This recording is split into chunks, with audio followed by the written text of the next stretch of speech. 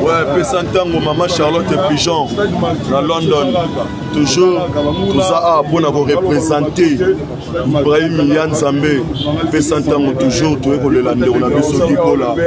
Donc, tout ça, pendant nombreux. Donc, tout ça qui nous a fait hériter, collègues, président fait tout ça qui était tout ça qui voilà. Donc,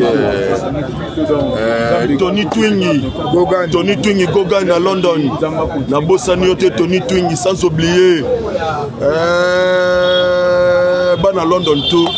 Donc, il y a Bino Yangwana, donc merci. Ouais, il y a mon Bobo Japon. Et puis, Bobo, c'est un salon en e-barking dans Londres. Salon en e-barking, toujours. Ah ouais. Talakaka. Nenge Zalaka. Donc, Nenge Nini Basango, il y a des merci. Ah oui. Des membres.